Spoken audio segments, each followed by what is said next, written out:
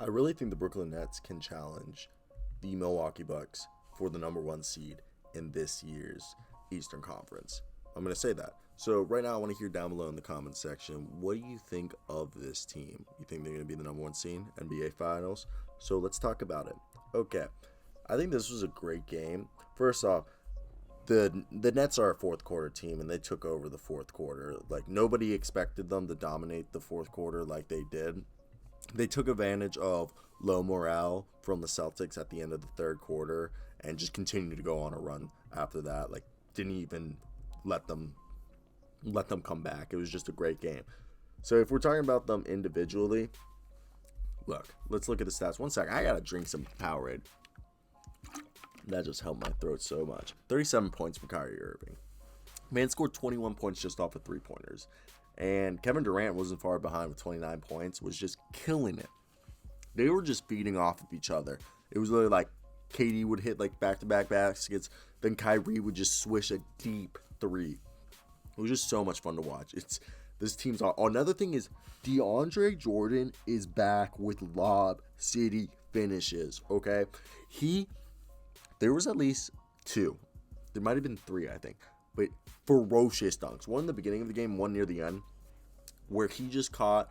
One was thrown, I think it was Dinwiddie who threw it. And he just threw it down. They called it back. They called that shit back. They were like, nah, man. The foul occurred before that. It was just, But I think the second one, he did get it down. It was just, you were like DeAndre Jordan. You're like, aren't you like 33, man? Like, you're on the other side of 30, not the good side of 30. So it was just really impressive to see him do that because, who doesn't love to see a big man throw it down? An athletic big man, especially an old athletic big man, is the most fun thing to watch. Spencer Dinwiddie continues, even though he just had 2 dimes, he's just such a good, guy at having on the floor to do stuff that doesn't show up on the stat sheets. Hustling, contesting shots, disrupting passing lanes. Just being an all-around player who does everything, all the dirty work that no one wants to do. Phenomenal player. Phenomenal. And then you got Joe Harris, who is one of the most impressive players who you always see Joe Harris. Let's call him Joe Hustle because he hustles. He hustles for rebounds. He hustles to get into position on off ball. He takes off ball movement so serious. This man is always moving. He's so standing. Don't get me wrong. He likes to stand, but he's always moving around and just getting into position at the right time to catch and pop all the time. And he's a fun guy to watch. I think that's a really fun basketball to watch. The starting lineup it's really like a 3-guard lineup, it feels like, with Kyrie, Dinwiddie, and Harris. And in the sense that Harris, he has the size to be a small forward, but he's just a shooting guard. I don't think he has the strength to go up a traditional small forward.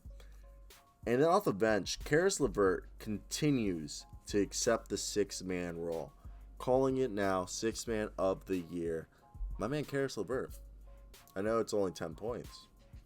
I know he shot 5 for 8, missed both 3-pointers. Dished out 3 assists though. And yeah, he had 7 turnovers. Hey, he'll calm down as the season progresses.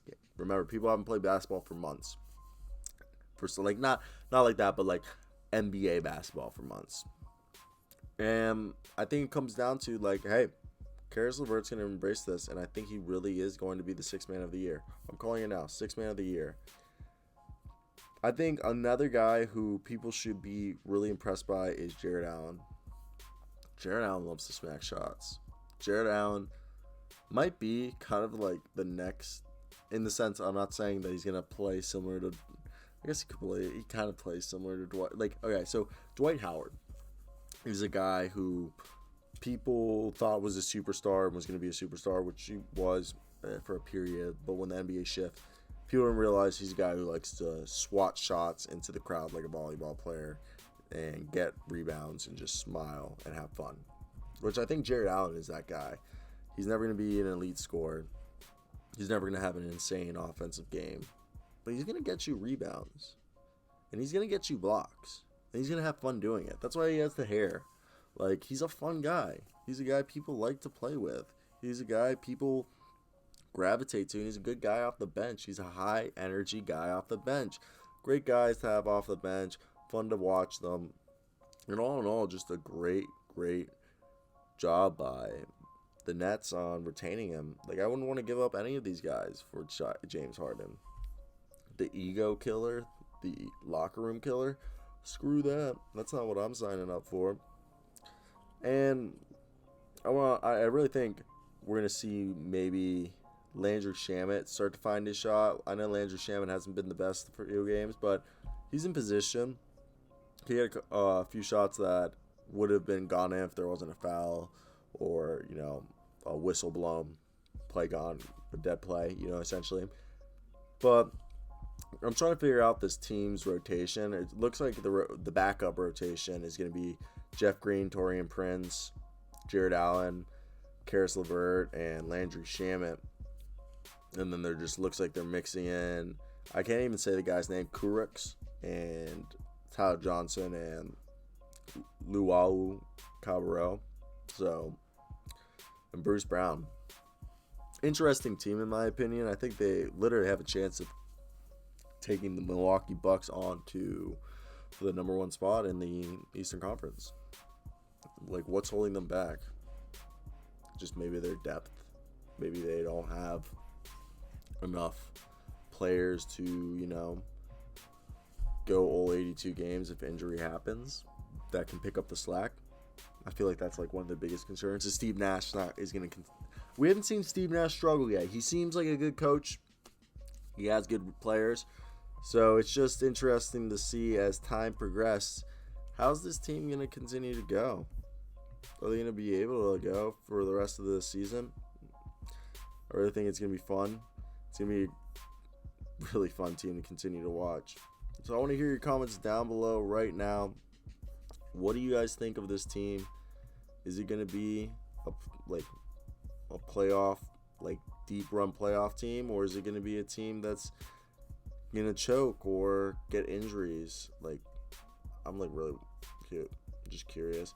So you made it to the end of the video. Gang buzz. If anyone gets that reference. But basically, I hope you guys did enjoy this video. Comment if you made it to the end of the video. End of the video gang is people who help the channel. And it means a lot when you do. So let me know down below if you guys did enjoy the content. And I'll pretty much catch you guys on the flip side, I guess. That's pretty much the video. I'm just milking it to 8 minutes to get that sweet app revenue. So if you made it to the end, thanks for the app revenue. As always, guys, I hope you guys have a great day, because I know I will. So nice, guys. Peace out.